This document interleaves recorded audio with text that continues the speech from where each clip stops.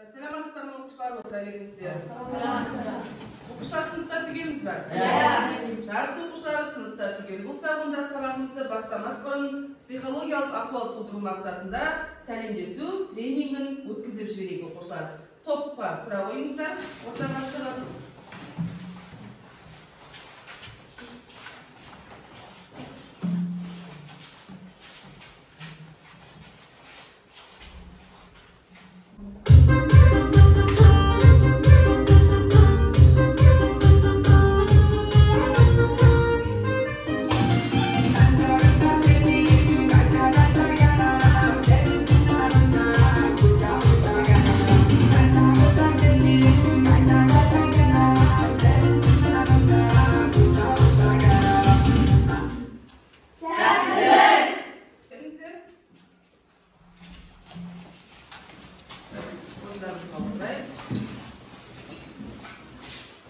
Жақсы оқушылар, бұлай болса, бізге үй тапсырмасы, яғни қаламсап арқылы.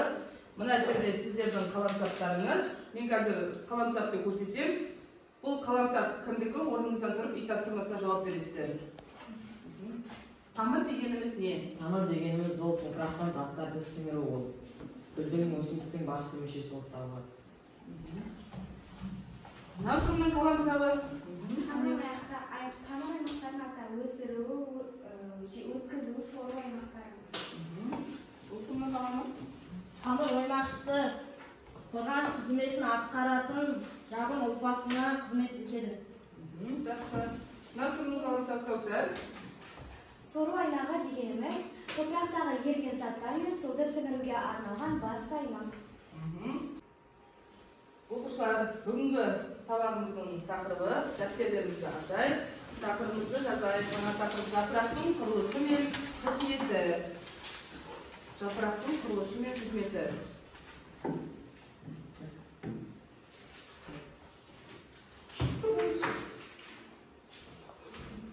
Бұлай болса, бейне жазбаға назар аударайық, оқушылар. Жапырақтар. Олардың пішіні мен көлемі әртүрлі болады. Бірақ барлығы дерлік күннен жарық жинауға бейімделген. Айырмашылықтарына қарамастан, олардың негізгі құрылымы ұқсас. Жапырақ тақтасы үстіңгі, астыңғы және ортаңғы бөлімдерде тұрады. Үстіңгі қабат немесе эпидермис қорғану және су жинақтау үшін балауыз түрінде болады. Астыңғы эпидермис ұсақ тесіктерден немесе саңылаулардан тұрады. Тұйықтаушы жасушалар саңылау ашылған кезде.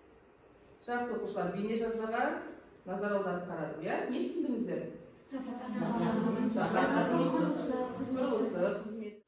Бүгінгі сабағымыздың мақсаты, яғни жапырақтың ішкі құрылысын сипаттау, жапырақтың негізгі құрылымын анықтау, жапырақ негізгі құрылымы мен қызметін байланыстыра алу екен. Олай болса, бізге, яғни жапырақ туралы қысқаша мәлімет айтатын болса, жапырақ бұл өсімдіктің не мүшесі екен? Өсу мүшесі. Өсімдіктің өсу мүшесі. Бұл қандай қызмет атқарады оқушылар? Газ алмасу, фотосинтезге қатысады ең басты. Одан кейін суды буландырады, органикалық заттарды қорғап жинайды, газ алмасу және көбеюге қатысады. Оқушылар, жапырақтың сыртқы құрылысы дейді. Жапырақтың сыртқы құрылысы, яғни жапырақ сабағынан және жапырақ тақтасынан тұрады екен оқушылар. Бүгінгі сабағымыздың тапсырмаларына көшейік.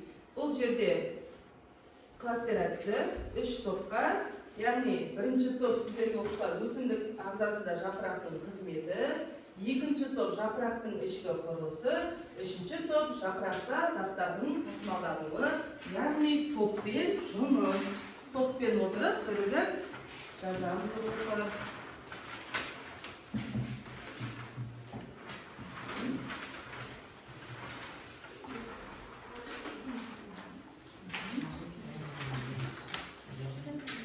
Дайын топ ортаға келіп, қорғаймыз.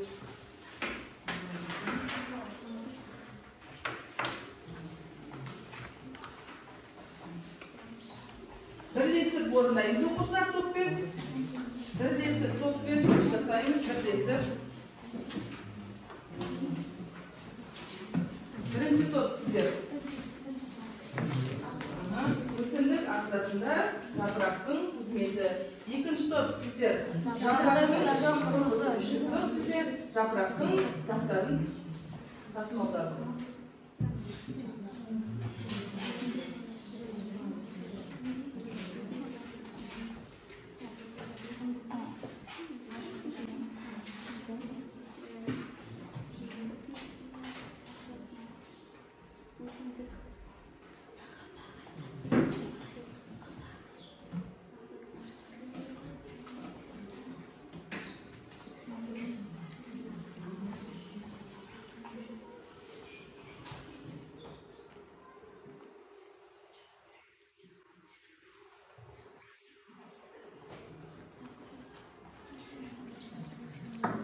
Дайын топ ортаға келіп қорғай қоясыздар, иә?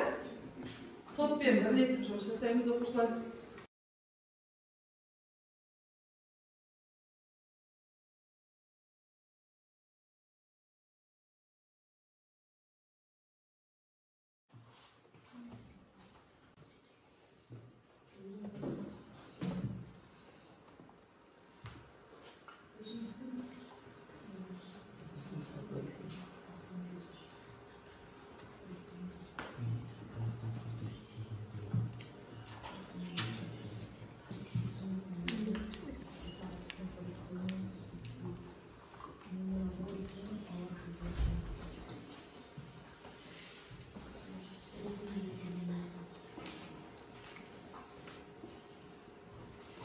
Жапырақ өсімдіктің қоректенетін басты мүшесі. Өсімдік екі топ қоректену, екі топ бөлінеді, ауа және минералды тарту. Минералды қоректену дегеніміз топырақтан заттарды сіңіру, ол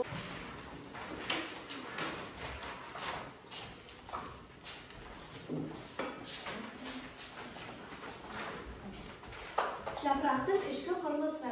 жапырақтың іші шығынды жасыл жұмсақ болады. Жапырақтың төменгі жағында маңызды құрылым нектестік болады. Жапырақта заттардың тасымалдануы. Өсімдіктің заттар тасымалын қамтамасыз ету үшін қандай жіліктер жоқ. Оның орнына өсімдік арнайы өткізгіш құбырларда бар. Алаңызда өсетін өсімдіктерден үй жағдайында кетпе-шөп әзірлеуді берген болатын. Каусар келе ғой.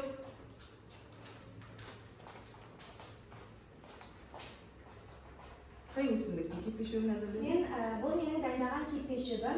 Оның атауы ақша гүлі деп аталынады. Бұның жасалу жолын айта кететін болсам, мен оны әр күн сайын кітап бетіне қойып кептіріп отырдым. Кейін оны қағаз бетіне жабыстырдым. Жалпы ақша гүлі жөнінде мәліметтер айта кететін болсам, ол көкнарлар тұқымдасына кіреді және де ол бір жылдық шөптесін өсімдік. Қазақстанда оны 3 түрі кең таралған ерекше өсімдіктердің бірі. Өте жақсы. Тағы кім дайындап тұрдыңыз бар? Бектас келе ғой. Менің дайындаған кетпе-шөбім ол өрік ағашының жапырақтары. Мен бұл кетпе-шөпті 30 күн бойы кітап арасына салып ауыстырып отырдым. Өрік жайлы мәлімет айта кетсек, өрік ағашы 100 жыл бойы өседі. 25-40 жыл өсімдік береді. Жеміс шілде айында піседі. Салмағы 27 грамм. Сәтіне кезек берейік. Яғни сіздерге мына жерде сергіту сәті бізде жасырын сыйлық. Бұл жерде қорапша берілген. Қорапшаның үстінде сұрақтар жазулы. Сол сұрақты бір оқушы келіп аласыздар, жауап беріп, қораптың ішіндегі жасырын сыйлықты өздеріңізге аласыздар. Кім оқушы келеді? Ақгүл келе ғой.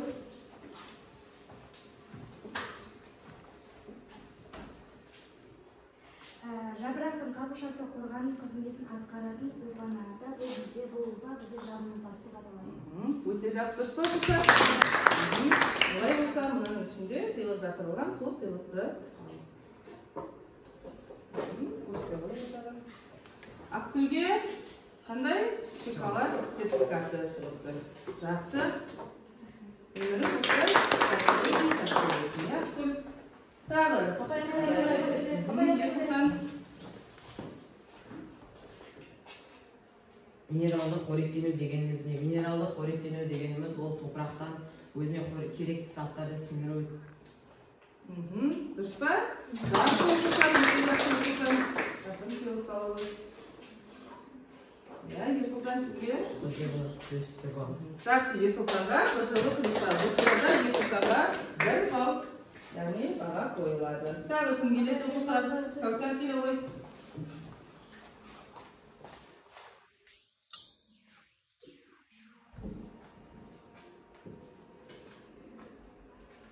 Жапырақтың ең басты мүшесі.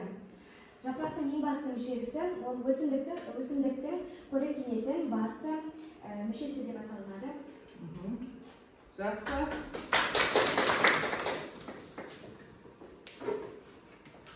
Яғни Кәусарға да бажығы, бажығынан 1 балл.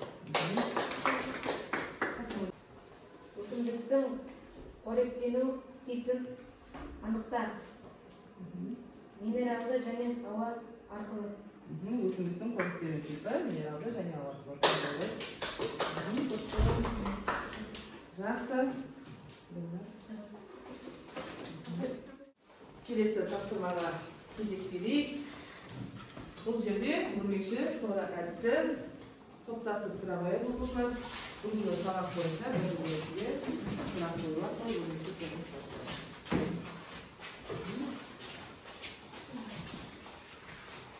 Өрмекші тура әдісі.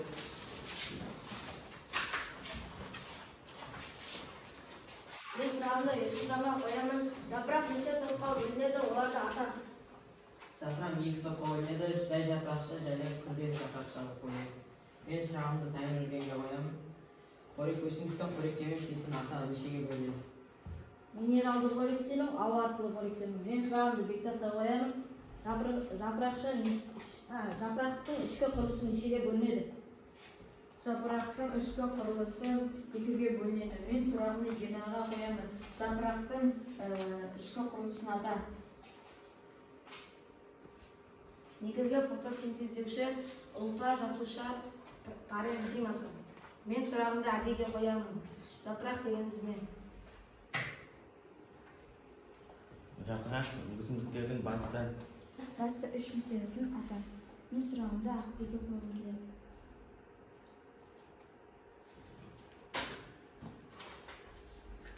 Ол бізде фотосинтез, судың булануы және де фотосинтезге денсаулығына қажет газ алмасу. Мен сұрағымды Әйелге қоямын.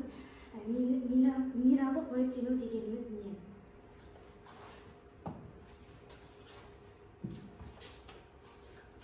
Заттарда топырақты сіңіру. Мен сұрағымды Кәусарға қоямын. Жапырақтың ішкі құрылысын ата.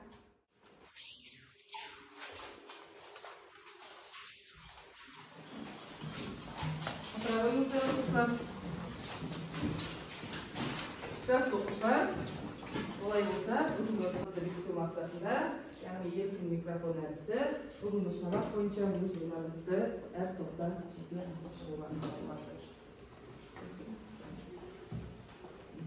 Бүгінгі сабақта маған ешқандай қиындық болған жоқ. Мен бүгінгі сабақ қатты ұнады. Маған ешқандай тақырып, ешқандай мәселелер қиындық туғызған жоқ. Бүгінгі сабақ өте керемет өтті, қызықты болды. Әсіресе постер құрағанымыз, сұрақтарға жауап бергеніміз өте қатты қызықты болды.